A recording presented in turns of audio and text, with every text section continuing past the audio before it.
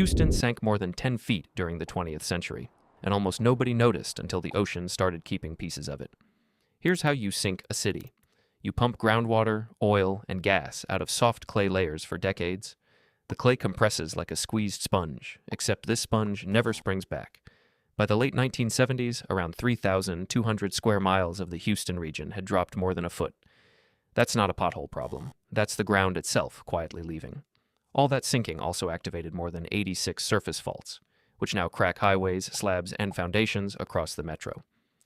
So if your Houston foundation repair quote looks like a car payment, the ground under you might share the blame. The clearest visual sites at the San Jacinto Monument, where parts of the historic battleground are permanently underwater because the ship channel area dropped so far.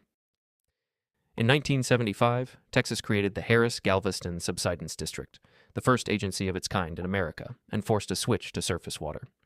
Near the coast, the sinking basically stopped. Out in northwest suburbs like Katy, the ground still loses close to an inch a year. Cheap groundwater turned out to be the most expensive water Houston ever bought.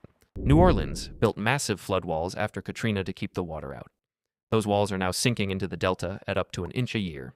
The protection is slowly lowering itself toward the exact thing it's protecting against. The mechanism is a triple hit. The city sits on drained swamp, and drained peat doesn't just compress, it oxidizes. Dry it out, and the organic soil literally turns into gas and drifts away. Add natural delta compaction, plus levees that cut off the Mississippi sediment that used to rebuild the land, and the bowl keeps deepening. In the 3 years before Katrina, most of the city was already dropping about a third of an inch a year against sea level. That lost elevation helped push flood depths past 8 feet in parts of town when the storm arrived. Today, the Bonnet Carré spillway, the safety valve for Mississippi floods, sinks around an inch and a half a year. You can watch the whole story at the Michoud facility, where buildings on deep piles hold their height while the ground visibly slumps away around them. The pumps run around the clock to keep the city dry, and the drying is part of what sinks it. At least New Orleans can blame its river. The next American city is sinking because of something that fell out of space 35 million years ago. Norfolk and the Hampton Roads region are being dragged down by a meteor. Around 35 million years ago, a space rock slammed into what's now the Chesapeake Bay and left behind a crater packed with shattered rock. That broken material is still settling, and the region sits right on top of it. Now stack 2 more problems on it.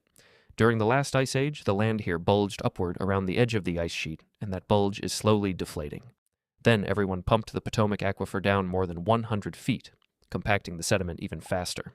The ground only drops about 1/10 of an inch a year, which sounds harmless until you hear that sinking land drives up to 71% of the relative sea level rise measured here. The Sewell's Point tide gauge has logged 17 inches of relative rise since 1927, nearly double the global average.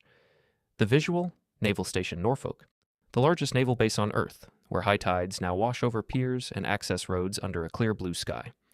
Locals call it sunny day flooding. Your defense budget covers the mopping. The fix in progress is called SWIFT, and it injects treated wastewater back underground to repressurize the aquifer. Fighting a crater with a garden hose, basically, but it's a start. Venice only sinks a fraction of an inch a year, and it's still losing. The historic center drops around 1/16 of an inch annually, yet over the last century the city lost roughly 9 inches against the sea. About 5 inches of that was pure sinking. The causes stack. 20th century factories on the mainland pumped groundwater until Venice visibly slumped, so Italy banned those wells in the 1970s. What remains is slower and meaner. Lagoon mud keeps compacting under the buildings, and the whole Adriatic plate slides downward a hair each year. Here's the part that gets you. During Acqua Alta, the water doesn't pour over the edge of St. Mark's Square. It bubbles up through the paving stones from below, like the square is a sponge pressed into a full sink. The answer was mows, 78 giant steel gates on the seabed that swing up and seal the lagoon. They've been raised more than 150 times since 2020, far beyond what the designers predicted. But the gates can't stay shut because a sealed lagoon stops flushing and turns into a stagnant pond. Venice bought time, not a cure. And it still counts as a success story compared to what's next, because the next city on this list drops 20 inches every single year. Mexico City is the fastest sinking major city on Earth, dropping up to 20 inches a year in the worst zones, not per decade, per year. The reason is the ground itself. The Spanish drained Lake Texcoco and built their capital straight onto the old lake bed, a deep layer of soft clay soaked with water. Today, the metro area pulls most of its water from the aquifer under that clay, and every gallon removed lets the clay pack down a little more, permanently. It never reinflates. You can read the damage like tree rings at the Angel of Independence, where the monument stands on deep piles while the street keeps dropping around it. Workers have added more than a dozen steps at the base just so people can still reach it.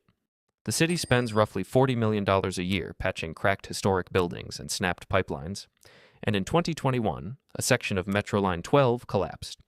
Investigators blamed construction flaws, but radar data also showed the ground sinking at different speeds under the support columns, twisting the line for years. Would you stay in a city sinking this fast? 22 million people in Mexico City don't get the choice. They're riding the lake bed down together. Bangkok is the plot twist. In the 1980s, the city sank up to 5 inches a year because factories and households pumped the delta clay aquifers dry while regulators watched. The floods of 1983 and 2011 hit harder partly because the city had sunk below its own drainage. Then Thailand actually acted. Pumping bans and steep groundwater fees in the 1990s cut extraction by more than 80%. The aquifers refilled, and the results got weird. Radar measurements between 2007 and 2010 caught central Bangkok rising about 1/5 of an inch a year. The ground bounced back so hard it now presses up against subway tunnels and deep basements. A real problem, but as problems go, the good kind. You can still see the sinking years written into the streets. Around Sukhumvit, sidewalks were repaved and raised so many times that older shop doorways now sit below street level.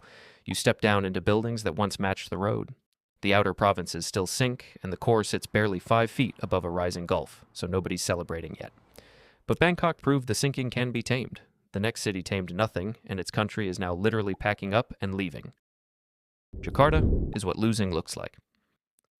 North Jakarta dropped roughly 8 feet in a single decade, with historic peaks near 10 inches a year.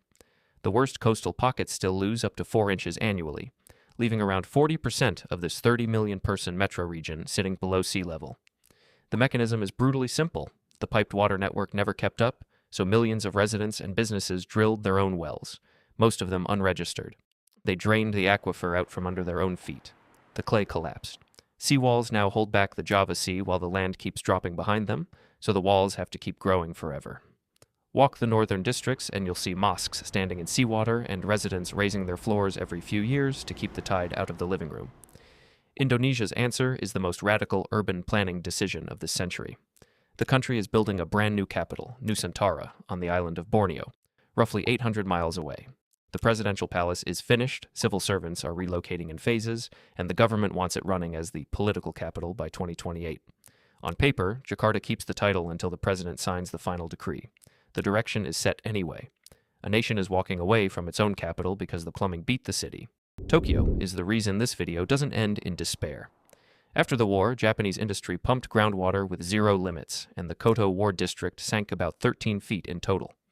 At the 1968 peak, parts of the city dropped over 9 inches in a single year, right in Jakarta territory. Then Tokyo did the two things almost nobody pairs together. The Industrial Water Law of 1956 and the Building Water Law of 1962 choked off the pumping. And instead of banning wells and wishing factories luck, the government built reservoirs and aqueducts so industry had real surface water to switch to. Restriction plus alternative. That combination stopped the sinking completely. The aquifers refilled so thoroughly that modern Tokyo manages the opposite headache, groundwater pushing up on subway tunnels and deep foundations. And that's your takeaway, because it's the entire point of this video. Land subsidence isn't fate, and it isn't really geology either. It's a policy choice with a time delay attached. Quick recap: pumping water sinks cities, sunk ground stays sunk. Tokyo wrote the fix. If your street's still level, thank whoever runs your water utility. Subscribe before your city makes the sequel.